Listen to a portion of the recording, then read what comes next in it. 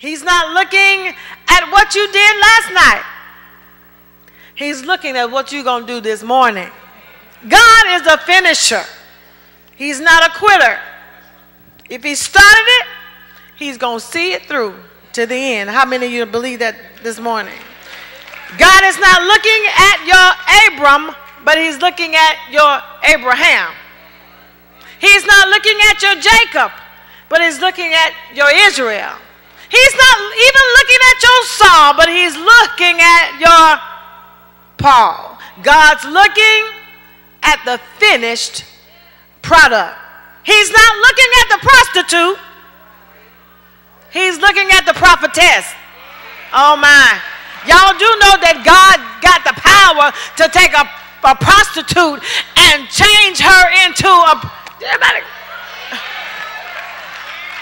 Y'all do know that God got that power.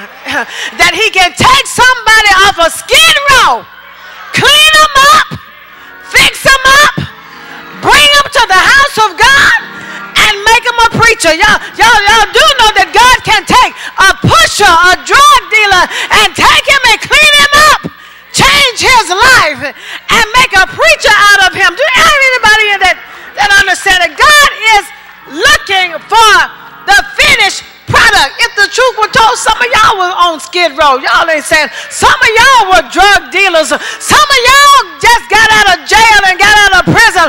But when you found your way to the house of God and God came into your life and changed your life around, how many of you know that you don't look like, oh God, what you've been through? You don't look like what you used to be. You might not be all you want to be, but thank God you're not what you used to be. So tell your neighbor, don't look at me cross-eyed, because God has changed my life. If you only knew me back then, you wouldn't recognize me now. Somebody ought to clap their hands and give God some praise. God is looking for the finished product. Isaiah 42:9 says, behold, the former things are come to pass, and new things do I declare. He says, do not earnestly remember the former things, neither consider the things of old. Behold, I am doing a new thing. It would seem that Ecclesiastes and Isaiah were contradicting each other when one says there is nothing new under the sun and the other says God is doing a new thing. It would seem that they were contradicting themselves. But if you haven't experienced something, though it might have happened before or to somebody else, it's still new to you. It's still new to you. Isaiah tells us that we can declare some things over our lives. You need to announce, and I'm big on opening up your mouth. Y'all know I believe that the death and life is in the power of the tongue. That you got the power to speak death over your life or to speak life. But you need to announce openly what you want to happen in your life. You got to stop listening to other people's opinions and going with what they're saying about you, but you need to open up your mouth and declare some things over your own life. Because it does not matter what they think about you. What does matter is what you think about yourself and what you're saying about yourself. You need to say positively and emphatically.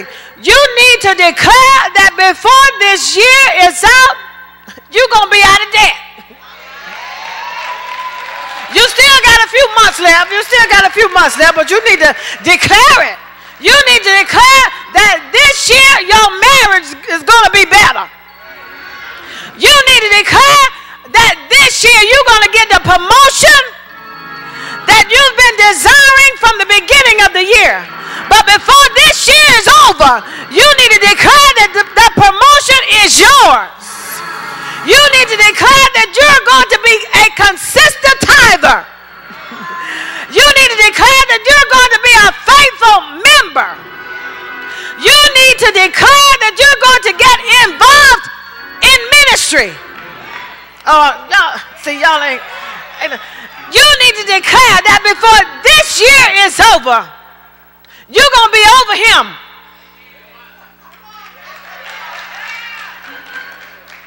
You know, some of y'all ain't over him.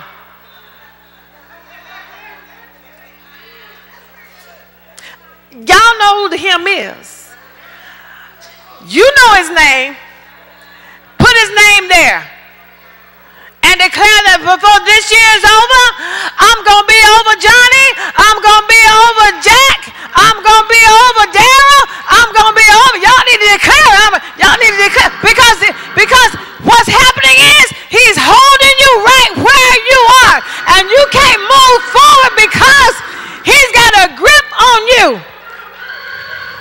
But what you need to do is declare, because ain't nothing happening. He ain't got no job. Y'all, he ain't got no car. He ain't got a driver's license. He ain't got no house or apartment. Y'all ain't saying nothing up in here. Y'all ain't saying nothing. But you need to declare that before this year is over. I'm getting ready to pack your bags. Put them in some hefty trash bags. Load them up. And if you don't come get them, they're going to be sitting out beside the road. I'm getting ready to bring them to the Goodwill. I'm getting ready to bring them to the second time around. It don't make no difference. You just need to get rid of it. So you need to declare some things. It ain't going to happen until you start declaring. You got to start speaking. You got to speak to yourself and say, you know what? I deserve better. I deserve finer. Come on. I deserve better, good looking. Oh. See, some of y'all that's desperate, y'all settle for ugly because that's all you got. You know. You settle for ugly because you say, well, at least he's a man, you know. He can be an ugly man just so he's a man. Y'all. And y'all do the same thing with the women, you know. At least I got one. She may not have but 2 teeth. And one got a gold on it with a star on it, but hey, she's my star. But you need to start to declaring some things over your life. Declare what you want.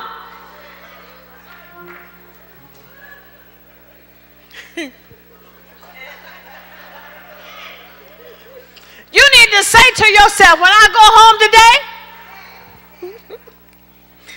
I'm going to tell him to kick rocks barefooted.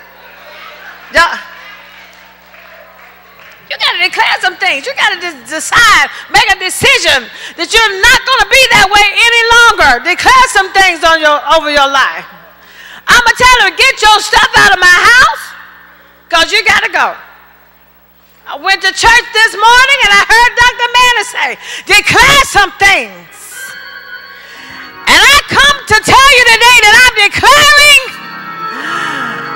that before the day is over, you're going to be out of my life, out of my house, out of my mind, out of my system, because God said that it's already done. You need to declare today is going to be the first day of the rest of your life. Today I'm getting ready to declare that Jesus is going to be the first man. Oh, y'all ain't saying nothing. I don't know who I'm talking to today. I know I'm talking to somebody. I don't know why I'm staying right there, but it's somebody up in here today that need to tell him to kick rocks barefooted. Don't just take your shoes off and kick rocks. Because he need to hurt a little bit. Y'all. It's already done. The Bible said, remember not the former things. Forget about yesterday. Thank God for today. And don't worry about tomorrow. And I hear Paul say that I forget those things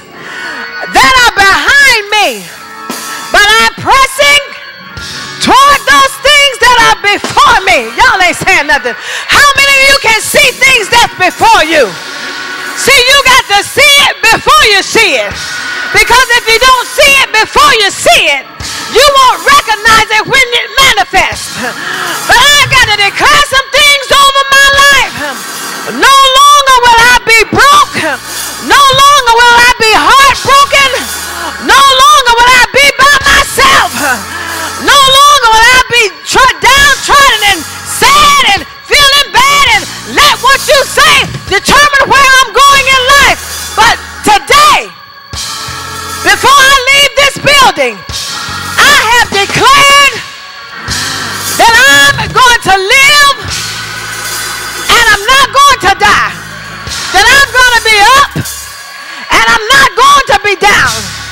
That I'm going to be the lender and not the borrower. That I'm going to be the head and not the tail.